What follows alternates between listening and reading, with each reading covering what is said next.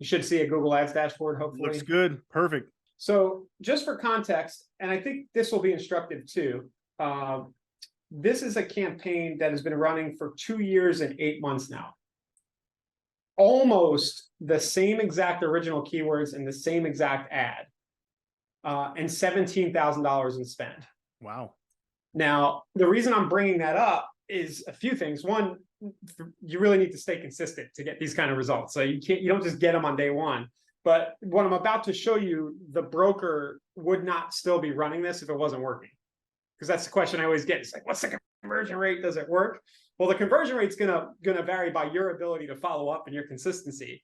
But when done properly and when using all the proper follow-up, these things really ROI. So with that, Ryan, really quick, let me ask you, what is a metric someone should focus on when they're running an ad? Because conversion is not the right one. That's depending on someone's skill set. What's a metric that would be better to determine if this ad is successful? I love that question. I think it's cost per conversation.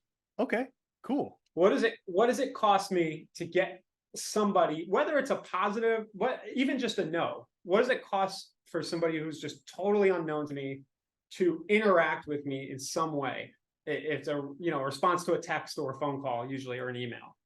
And what if you're spending $3 a lead on Facebook ads, that might be exciting, but it might take 10 to 15 of those leads before one of them even talks to you. Well, your cost per conversation is $30.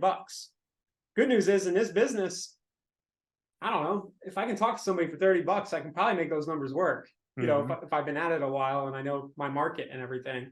Because if 1 in 10 of those transacts with me or sends a referral to me, then that's $300 per transaction. That's pretty good. That is. So, I would trade $300 for 10 grand all day long. So that makes perfect sense. Yeah.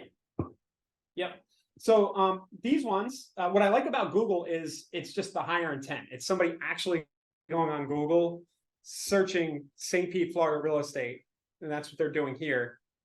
And they're in market doing stuff right now. Facebook, they're getting interrupted. I think a lot of you guys know this, but they're seeing something in their stream and then it's less quality. So 17,000 spent, 1,827 conversions. Conversion means they opted in on the landing page. 965 per conversion. So 1,800, just doing real quick math, 1,800 people. If we are converting 1% of these people every year, either them or somebody they refer to us because we stay in touch, that's 18 deals, right?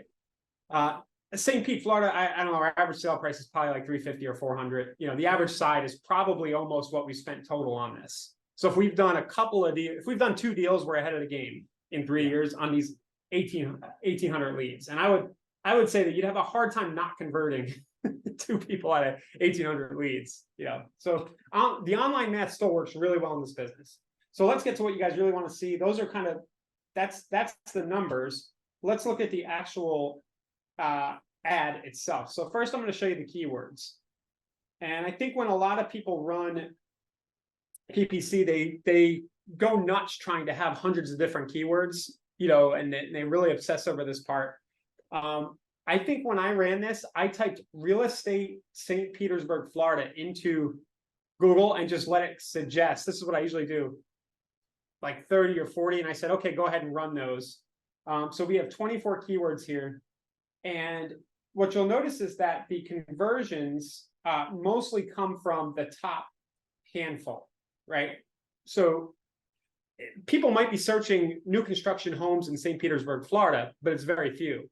A lot of people are searching homes in St. Petersburg, Florida. So one key tip for you guys, if you do run Google pay-per-click, just focus on the short tail, the short and long tails. Focus on the main keywords people search. The little bit of the secret sauce of this campaign is that we are then diverting that traffic into a niche offer, which you're going to see here in a minute. So this is kind of an important thing here. So the keywords, keep it very simple. And then the ad itself, I have 2 versions actually, because I did run a split test, but they're performing almost the same. The ad itself, hopefully you guys can see this. I realize it might be small. It just says St. Pete, Florida, new construction. So if we're doing one for downsizing, for example, you might do fixer-uppers, land for sale, but you run that niche creative in your ad to a broad to the broad keyword traffic. So if somebody's searching St. Pete homes, then they see the new construction ad. Well, they're not going to click it unless they're not into the niche that you're working. So if you're a new construction person or a fixer-upper person, you know that person has some intent around that idea, or they wouldn't click your ad in the first place, right? Or they're at least curious about it. So very simple, a little format for Google Ads. What it is, it's St. Pete, Florida, new construction. I like to put a number, how many. I just do hundreds of homes and condos, and then I put priced from a price range. And this formula works really well. I think our CTR is like, it's nice. It's like 10% of people who see this ad click it.